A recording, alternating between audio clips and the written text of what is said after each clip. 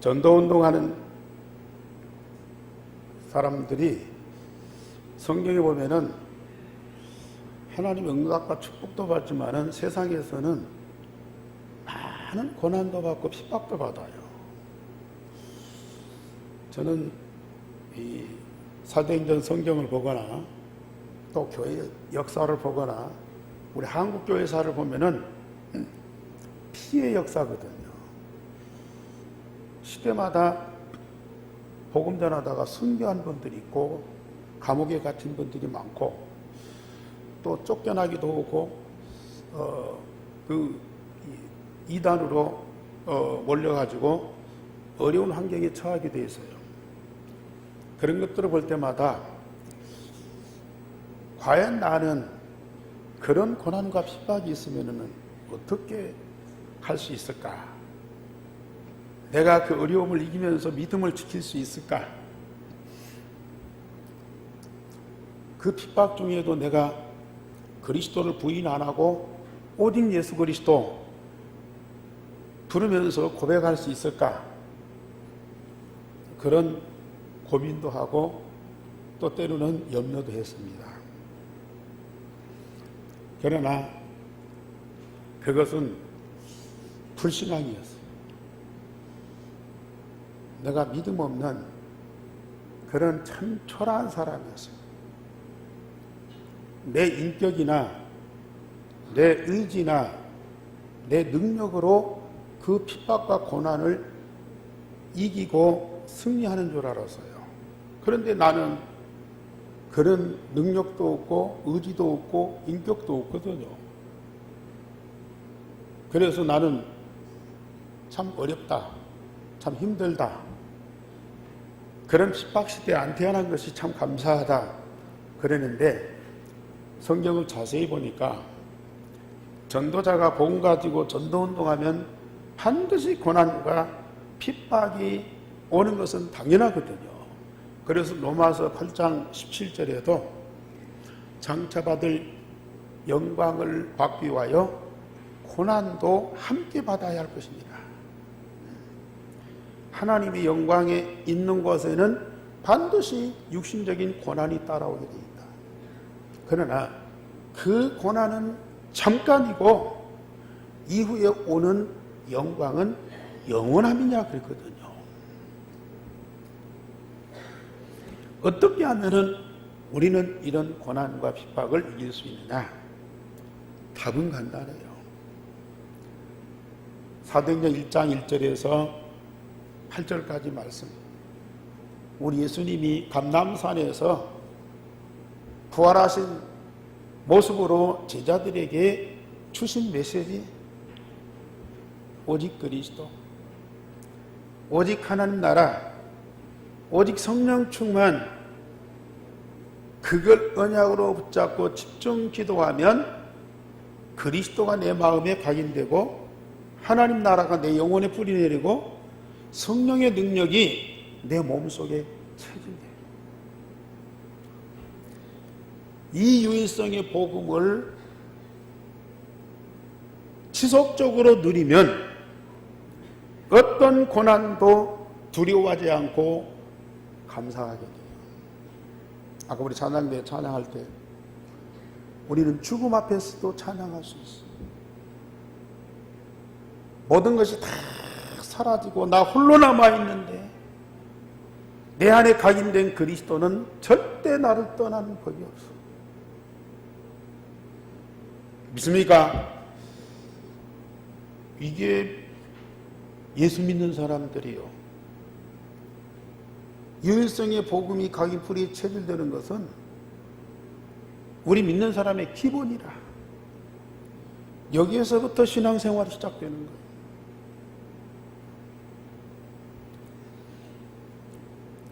전도자가 받는 응답과 상급이 어떠한 것을 알게 되면 어떤 핍박 속에서도 기뻐하면서 승리하게 돼요.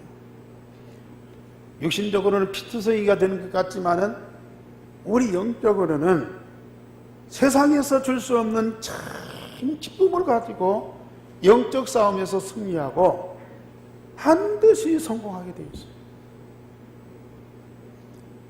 뿐만 아니라 전도자는 오늘 바울이 고백한 대로요, 하나님 앞에나 사람 앞에 내가 거리낌이 없다. 하나님 앞에나 사람 앞에 내가 거리낌이 없다. 정말 우리는 이러한 고백을 할 수밖에 없는 하나님의 자녀고 전도자입니다. 오늘 우리가 하나님 앞에 신앙 고백하는 마음으로 우리 제목을 다 같이 시작. 공의 앞에 섰을 때 옳지 않은 것을 보았는가 말해봐라. 당당하게. 개인 앞에서가 아니라 산에 들인 공회, 이스라엘의 최고의 권력기관 앞에서도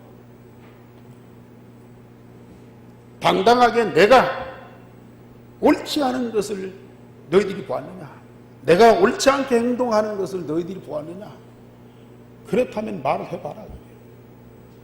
이것이 그리스도입니다. 그래서 첫째, 대제사장 아나니아와 변호사 더둘로가 바울을 총독에게 고발을 했습니다. 대제사장, 유대교의 최고의 지도자 아닙니까? 거기다가 법률적으로 최고의 지성인 변호사가 함께 바울을 총독에게 고발한 내용을 보시면 어떻게 그런 발상을 했을까? 어떻게 저렇게 유치한 내용을 갖고 고발을 했을까? 사실 대제사장이나 이 변호사의 배후에 누가 있어요? 사단이 있어요. 이 복음과 전도운동을 가장 싫어하고 두려워하는 사단이 제사장과 변호사를 통해서 바울을 총독에게 고발하는 거거든요. 사단, 마귀, 귀신 그 자체가 더럽고 추악한 존재예요. 예수님이 마귀와 귀신을 얘기할 때마다 이 더러운 귀신이라 그랬거든요. 그러나 가장 선하신 예수님도 살인 강도보다 더 악한 범죄자로 십자가에 못 박아 죽였어요. 이 땅에 복음 전하는 전도자도 세상에서 가장 추악한 죄명을 가지고 고발을 하게 됩니다. 이것이 일반적으로 보면은 유치한 얘기지만 사단 입장에서 보면은 아주 타당한 얘기예요. 오늘 이 5절부터 보면은 우리가 본 이 사람은 전염병과 같은 사람이라. 전도자 바울보고 하는 얘기입니다. 전염병 걸린 자가 아니고 전염병 같은 자라. 요새 홍역이 돌고 있어요.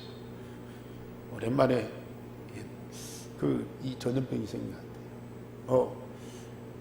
우리 어렸을 때는 무슨 여러 가지 이 천연두 같은 그런 전염병도 있고, 또 이 짐승에게는 AI 병들이 한번 들어오면 막 싹쓸이해보잖아요. 복음 가지고 전도운동하는 이 전도자를 향해서 사단은 뭐라고 고발해요? 전염병이다. 사람들을 생명을 싹쓸이하는 자라. 그러면서 천하에 흩어진 유대인을 다 소욕해 하는 자들이다. 전 세계 유대인들이 흩어져 있는데 그 유대인들을 소욕해. 사실 유대인들이 예수를 거부하고 십자가에 죽인 장본인들 아닙니까? 그런데 예수가 십자가에 죽었다가 사흘 만에 부활했다. 하나님이 살리셨다. 그 예수를 믿음으로 구원받았다. 그러니까 이 유대인들이 좋아할 리가 없어요. 그 복음을 듣는 자마다 믿는 사람도 있지만 거의 거부하는 거예요. 소동을 일으키면서 이 전도자들을 잡아 때리고 옥에 가두고 심지어 죽이기도 하고 이런 일들이 벌어지거든요. 전 유대인들이 들고 일어나니까 하는 말이요, 유대인들을 다 소욕해 하는다. 그러면서 나사렛 이단의 우두머리다. 전의 성경에서는 이단의 괴수다 그랬어요. 그들이 이단이라는 복음을 증가하는 대표적인 인물이기 때문에 붙여진 이름 이단의 우두머리다. 교회사에 이단들이 많이 있어서요, 진짜 이단들이 많이 나왔어요. 심지어 초대교회, 초대교회 소위 영지주의자들이나 몬타누스나 이런 이단들이 많이 있었어요. 예수님을 육신으로 오신 그리스도가 아니고 그는 하나의 환상적인 존재다. 육신이나 물질은 이게 악한 것인데 하나님 대신 예수님이 어떻게 사람의 몸을 입고 이 땅에 오실 수 있느냐. 그는 영적으로 계신 완전한 존재인데 절대 사람의 몸을 입고 이 땅에 오실 수 없다. 그래서 예수님이 눈에 보이는 것은 하나의 환상적인 존재로 오신 것이다. 그래서 육신으로 오신 예수님을 거부하고 부정하는 거예요. 그게 이단이거든요. 그러나 교회사에 보면은 이단 아닌데 자기들의 사상과 안 맞고 교리와 안 맞고 특별히 이 교권을 부정하는 그런 사람들은 거의 이단으로 누명을 씌웠어요. 그 대표적인 사람이 마틴 루터예요. 로마 교황청에서 이 루터를 사형 선고했어요. 그만큼 무서운 이단이었습니다. 그러나 이것은 이단으로 누명을 씌운 것이지 이단이 아니거든요. 진짜 이단이 있고요, 누명쓴 이단이 많거든요. 거의 이렇게 이단으로 누명 쓰고 고통받는 사람들이 많아요. 이 바울 보고요, 이단의 괴수라고 했어요. 그러면서 성전을 더럽히는 자라. 바울은 유대인으로 성전에 들어갈 자격이 있습니다. 바울이 이방인들과 같이 다니니까 이방인들을 데리고 성전에 들어갔을 것이라 예상하고 정죄한 거예요. 성전을 들어갔다. 그리고 5절 말씀, 24장 5절 말씀, 중요한 말씀입니다. 사단이 예수 그리스도와 그를 믿는 또 전도자들을 어떻게 취급하느냐, 어떻게 인정하느냐. 5절 말씀 다 같이 시작. 우리가 보니 이 사람은 전염병 같은 자, 천하에 흩어진 유대인을 다 소용하게 하는 자요, 나사렛 이단의 우두머리라는 것입니다. 어느 시대든지요, 참 복음 전하는 전도자는 이런 누명을 쓰고 이런 고발을 당하고 이런 핍박을 받게 돼 있어요. 그러나 복음 가진 자들은 한 번도 그에 굴복하거나 그것 때문에 복음 운동을 중단한 적이 없습니다. 제가 복음을 알고 복음을 누리면서 예수가 그리스도, 오직 그리스도 아닙니까? 그리스도와 한 몸으로 하나 되어서 함께하는 그 임마누엘의 축복을, 원리스의 축복을 날마다 누리니까요, 사람에 대해서는 별로 할 말이 없더라고요. 더군다나 사람에 대해서 이러쿵저러쿵 비판도 하고 때로는 욕도 하고 때로는 정죄도 하고, 그런데 자칫 오해해서 사람을 비판할 수 있잖아요. 내가 판단 잘못해갖고 다른 사람을 정죄할 수가 있잖아요. 그래서 어지간한 것 갖고는 다른 사람에 대해서 별로 이 얘기를 안 하고 싶어요. 내가 답을 가지고 그 사람을 진짜 도와주고 바로 세울 수 있으면 하지만은 그렇지 못할 경우에는 놔두고 그냥 기도하는 거예요. 워낙 잘못이 드러난 사람도 복음의 눈으로 그들이 영적 상태를 보고 기도해 주지. 과거처럼 왜 이랬냐, 왜 저러냐, 그러면 안 된다. 그런 얘기가 잘 안 되더라고요. 그 사람 영적 상태, 그걸 보고, 그러면서 복음의 답을 가지고 그들을 위해서 기도해 주는 거예요. 저는 워낙 율법주의잖아요. 그러니까 조금만 잘못이 보이고 흠이 보이면 그걸 집어서 확대해가지고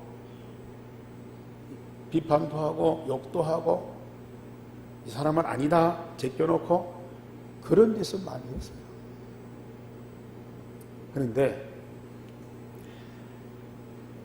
복음인 답이 내게 있으니까 그 답을 가지고 그들을 위해서 기도해주고 그 사람이 답을 얻을 때까지 기다려주는 거죠.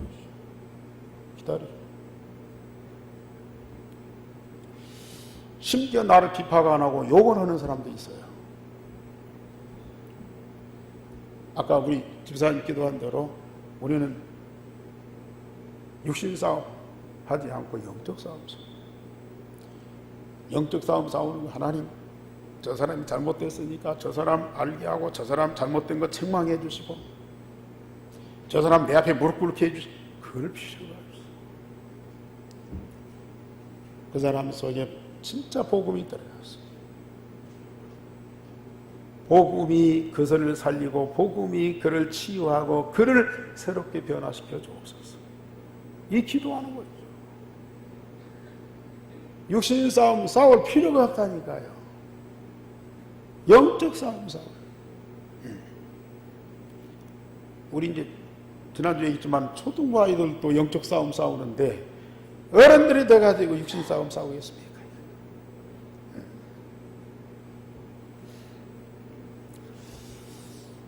그런데 사단은요 이 영적인 것을 가지고 와서 육신 싸움 싸우도록 계속 충동하는 거예요. 참 무서운 존재입니다. 사람들은 거기 다 속아 넘어가요. 왜? 현실적으로 눈에 보이고 부딪히거든요. 아파요. 그러니까 소리 지르고요. 그러니까 그걸 벗어나려고 그러고요.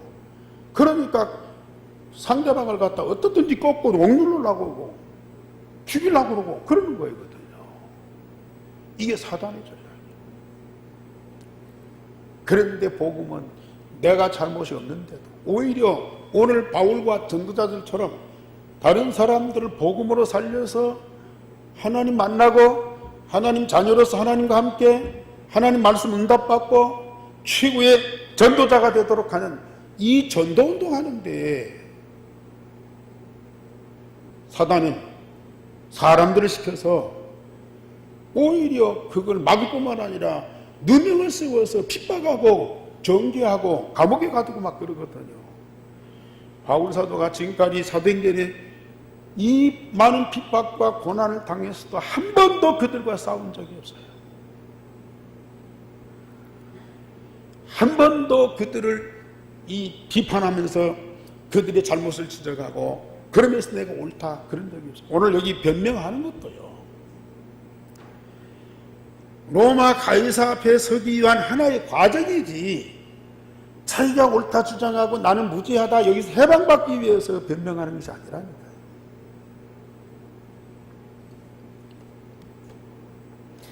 두 번째로 바울이 총독에게 자신을 변명합니다.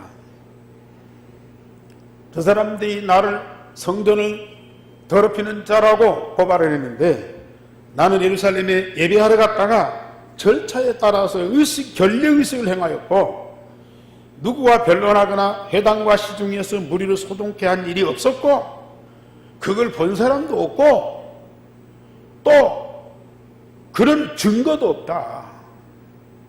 저 사람 나를 고발하지만은 그런 증거가 없다. 그 일에 대해서 이야기할 증거가 없다. 나는 유대인들이 이단이라고 하는 도를 따라서 조상의 하나님을 섬기고 율법과 선자가 기록된 것을 다 믿었다. 오늘 14절에 보면요. 저들이 나를 이단이라고 하는데 나는 그 이단이라고 하는 도를 따라서 유대인들의 조상이 믿었던 그 하나님의 그 하나님을 섬기고 그 하나님이 주신 율법과 선자들의 가르침을 내가 다 믿었다. 그대로 믿었다. 저들이 또 하나님께 대한 소망이 있는데 죽은 자가 다시 부활하는 것이죠. 의인이든지 악인이든지 죽었다가 다시 부활을 믿고 있는데 나도 죽은 자가 부활하는 것을 믿는다. 그러면서 나는 하나님과 사람에 대해서 항상 양심의 거리낌이 없기를 힘썼다. 내가 성전에서 결례를 행할 때 문제가 없었고 다만 아시아에서 온 유대인들이 있었는데 만일 반대할 사건이 있었으면 그 아시아에서 온 유대인들이 나를 총독 당신 앞에 고발했을 것이다. 그러나 그들이 고발하지 않았잖아. 저 나를 고발하는 유대인들과 똑같은 믿음과 삶을 가진 사람이다. 만약에 그렇지 않으면 내가 공의 앞에 있을 때에 무슨 옳지 않은 것을 보았는가 말하라 하소서. 저 고발하는 사람들 보고 저 소동을 일으키는 유대인들 보고 내가 공의 앞에 있을 때에 잘못된 거 옳지 않은 것이 있었는가 말해보라고 해라 그랬어요.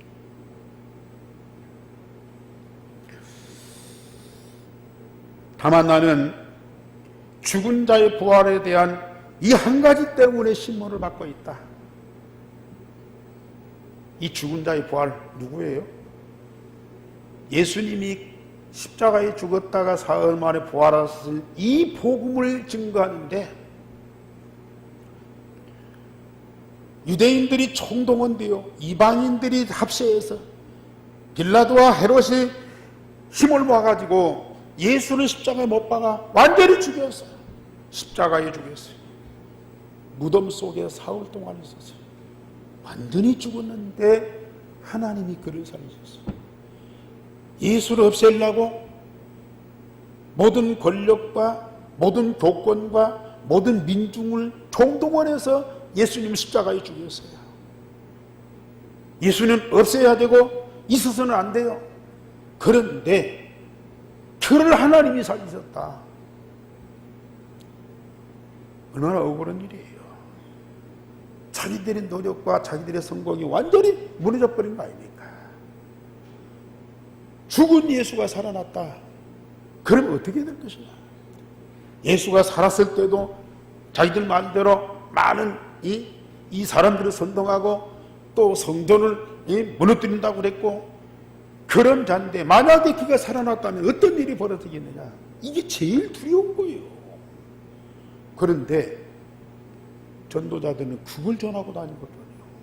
바울도 얘기했거든요. 나는 다른 잘못이 하나도 없다. 예수가 십자가에 죽었다가 사흘 만에 부활했다. 나는 이 한 가지만 증거할 따름이다. 그래서 나는 지금 신문을 받고 있다 그랬습니다. 복음운동하는 자는 하나님 앞에나 사람에게 거리낌이 없이 당당할 수 있습니다. 왜 그러죠? 복음으로 구원받은 근본 문제 해결받은 하나님의 자녀. 하나님이 함께할 뿐만 아니라 말씀으로 응답받고 있어요. 하나님 말씀대로 되어지는 응답을 받고 있어요. 그러니 영혼이나 마음이나 육신이나 그 말씀대로 재창조되면서 날마다 새로워져 가요. 소위 영적 문제가 해결되고요, 마음과 생각이 치유되고요, 육신의 삶이 건강해질 수밖에 없어요.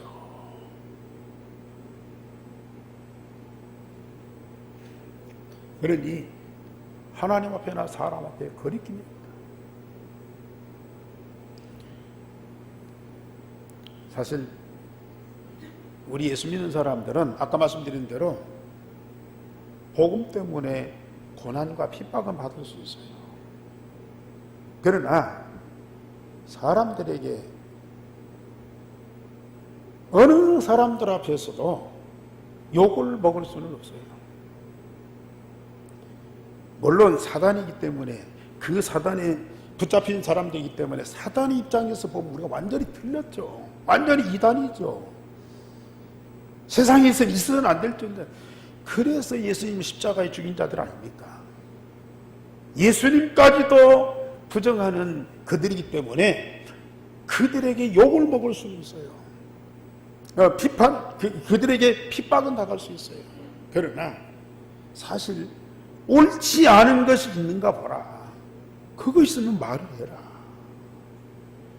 우리는 누구 앞에서는 당당할 수 있어요.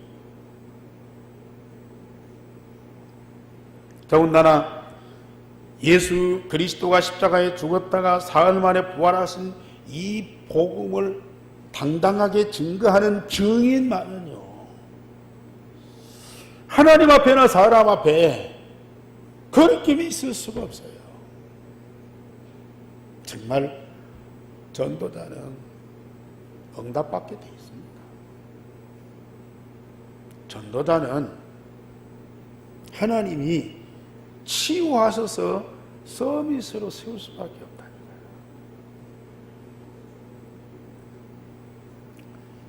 당장에 사람들 막 복음을 전해서 영접을 시키고 막 교회를 데려오고 또 어떤 다락방이나 지교에 세워가지고 막 사람들 모이게 하고, 사실 그것만이 전도운동이 아니야. 너희는 세상의 빛이고 소금이라고 그랬어. 내가 이 복음을 잘 모를 때에는 내가 예수 믿고 교회 다니고 목사니까 내가 빛이 되는 줄 알았어. 내가 소금이 되는 줄 알았어. 내가 어떻게 빛이 되고 내가 소금이야. 좀 착한 일 하고 사람들 좀 구제하고 봉사하고 또 어려운 사람들 같이 있어주고, 그것이 빛인 줄 알았어. 그것이 소금인 줄 알았어. 그래서 목사님들이 자꾸 저 세상 사람들, 어려운 사람들, 또 교도소에 갇히고 또 거지 또 병든 사람들 막 돌아보고 챙겨주고 또 그를 위로해주고 그래라고 했어. 그것이 빛이고 그것이 소금인 줄 알았다. 그런데 알고 보니까 아니요.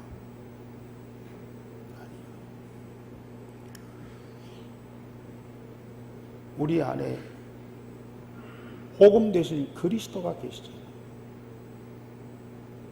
그리스도는 생명의 빛이에요. 그리스도는 영광의 빛이에요. 그리스도는 창조의 빛이에요.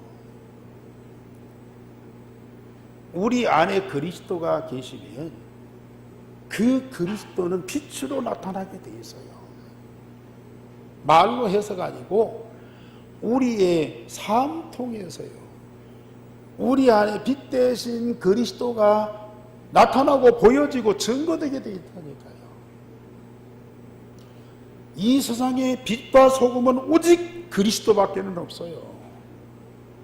그런데 그 그리스도가 내 안에 계시다고 말이에요.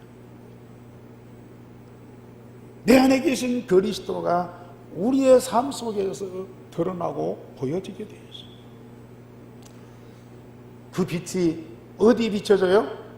우리 가정에. 우리 가정.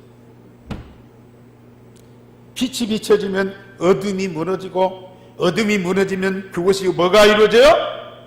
하나님의 나라가 이루어져요. 어때요? 우리 대한교회 성도님들 가정에 하나님 나라 이루어졌습니까? 사실적인 하나님의 나라 이루어졌습니까?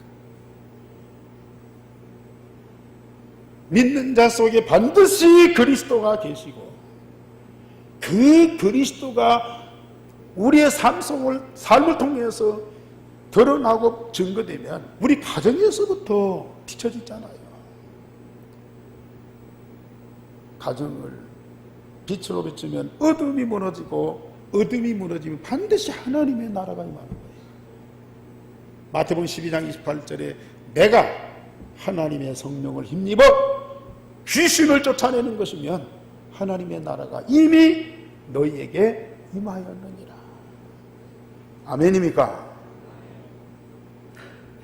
그리스도가 계시면 빛이요, 빛이 있으면 어두움, 사단이 물러가고요, 흑암이 떠나요, 재앙이 떠나요. 누가복음 17장 21절에 하나님의 나라가 여기 있다 저기 있다가 아니라 너희 안에 있느니라. 그리스도가 내 안에 계시면 반드시 내 안에 하나님의 나라, 오직 하나님의 나라. 내 안에 하나님 나라가 이루어지면 당연히 내가 있는 가정이 빛이 비춰지고 하나님 나라가 이루어질 수밖에 없어요. 이게 전도운동, 이게 성경이 말하는 참 전도운동.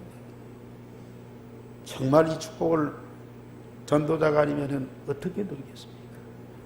바울 사도만이 전도운동 할 수 있습니까? 전도훈련 많이 받고 사명자만이 전도운동 할 수 있습니까? 예수가 그리스도 믿고 마음에 영접하는 것은 당연히 그리스도인이면 반드시 해야 할 일이고요.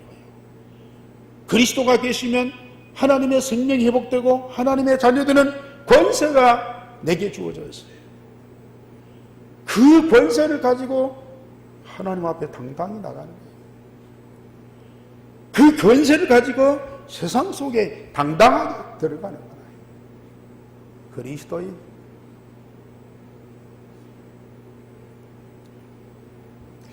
그리스도인이면 그리스도의 빛을 드러내게 돼 있다니까요.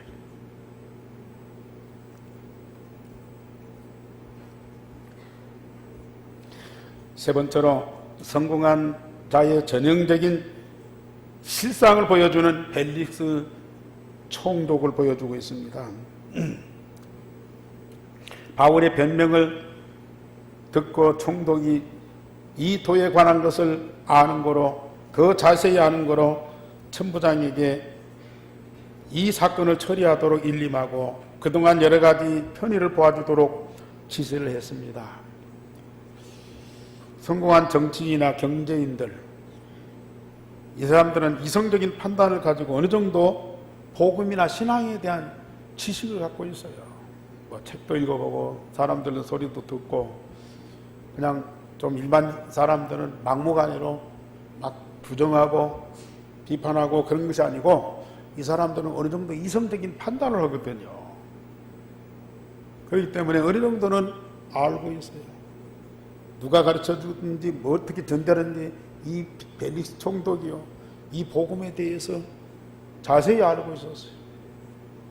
그러면서 이 바울을 부정하지 않고, 또 이 사건, 저 천부장에게 일림해서 이게 그 좀 처리하도록 일림하고, 바울이 감옥 생활하는데 불편해 않도록 친구들이 와서 도와줄 수 있도록 편의도 제공하고, 또 여러 가지 자유롭게 활동할 수 있도록 그렇게 보살펴 주었어요. 이런 성공한 정치인이나 지성인들이요, 이 복음은 어느 정도 알고 있지만은 쉽게 믿을 수가 없어요. 자기 이성적인 판단으로는 잘 안 믿어지는 거야. 그러면서도 이 사람들이 영적으로 갈급하기 때문에 자꾸 뭔가 들으려고 그러거든요.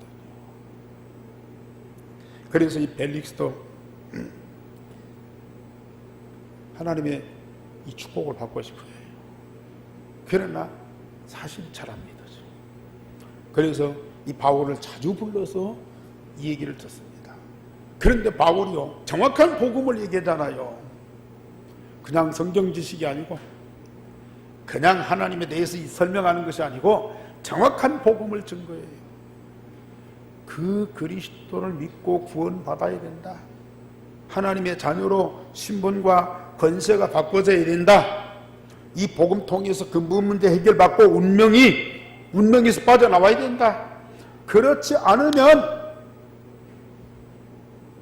마귀의 자녀로 재앙과 저주 아래 결국은 심판받을 수밖에 없다. 그렇게 설명을 했더니요, 이 복음 통해서 구원받는 그 축복에 대해서보다는 복음 받지 않으면 마귀의 자녀로 저주와 재앙과 심판받는다. 그러니까 이게 두려운 거예요. 그리고 복음 대신 그리스도를 그냥 믿으면 되는데 안 믿는 거예요. 갈급해서 뭔가 찾는데 사실은 안 믿는 거예요. 이게 지성인들이요. 이게 성공한 사람들이야. 자기 거 이거 못 내려놔. 자기가 가지고 있는 거 이게 이제 믿음의 대상이라. 그래서 그냥 일반인들, 죄송합니다만은 우리 서민들은 아는 것도 없고 가진 것도 없으니까 그냥 믿는데, 이 사람들은 아는 것도 많고 가진 것이 많으니까요, 그걸 못 내려놓는다. 그래서 그 사람들이 뭔가 복음은 듣고 말씀은 듣는데도 잘 안 믿어요. 그래서 성공한 사람들이 예수 믿는 것이 쉽지 않아요. 또 세상 거 많이 가진 사람들이 예수 믿고 구원받고 전도자 되기는 참 어렵다니까요. 그러니 아는 것도 가진 것도 없는 우리가 더 복을 받은 사람들 아닙니까? 아무 일 없이 평안하게 사는 사람들보다도 문제 사건이 생겨가지고 인간이 해결할 수 없는 상황에 이르면 그때 주여, 그때 하나님 찾잖아요.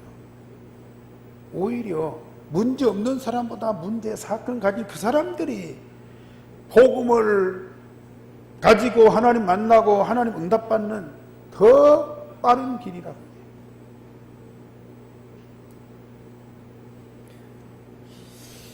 벨릭스 총독이 그리스도 예수 믿는 도를 부인과 함께 듣고자 바울을 불렀고 자주 말씀을 들었어.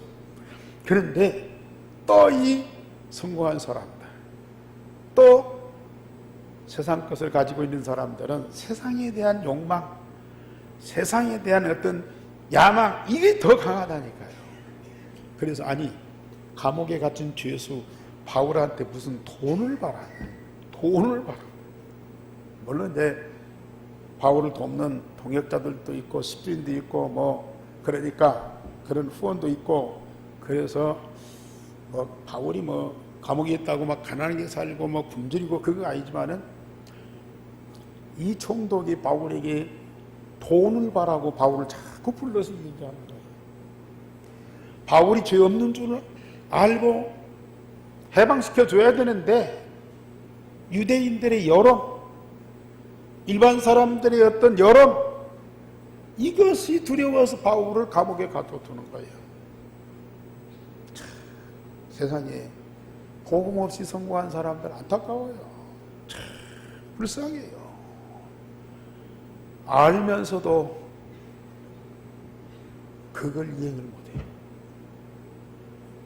죄 없는 줄 알면서도 해방을 못시켜요. 자기의 권세가, 자기의 능력이 강한 것 같은데요, 가장 약한 사람들이 이런 지성인들이고 성공한 사람.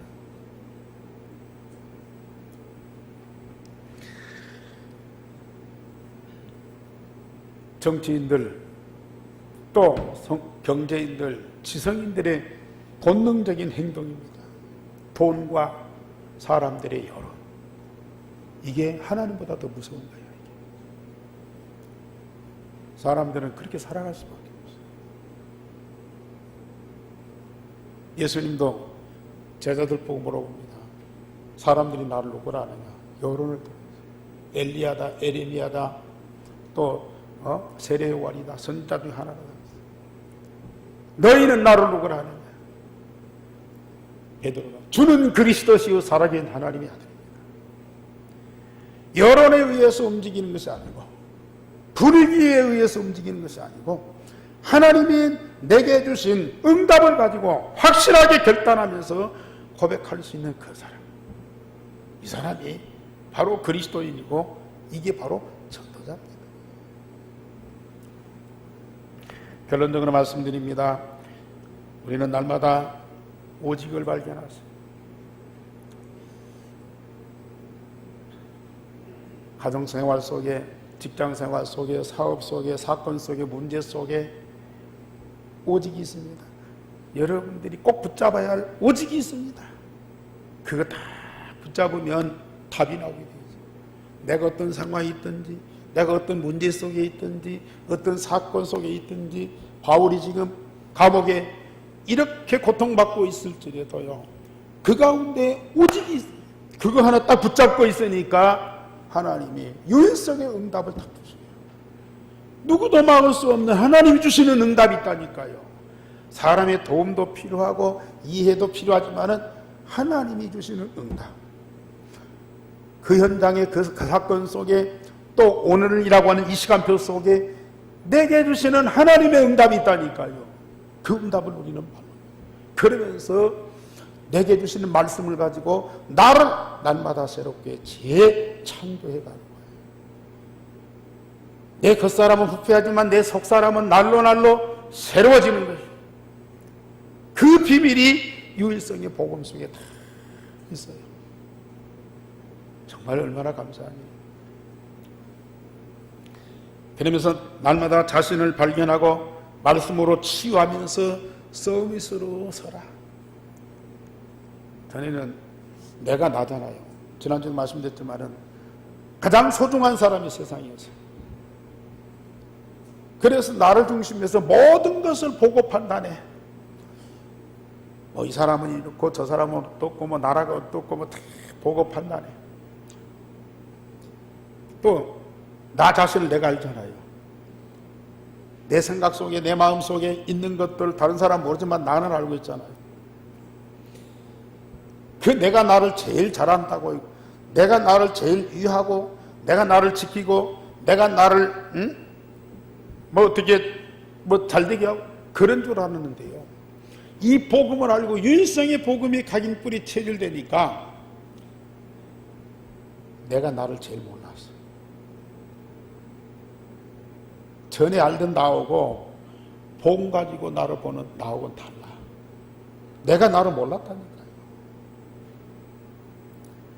이제야 복음 가지고 나를 발견해. 복음 속에 있는 나를 발견해.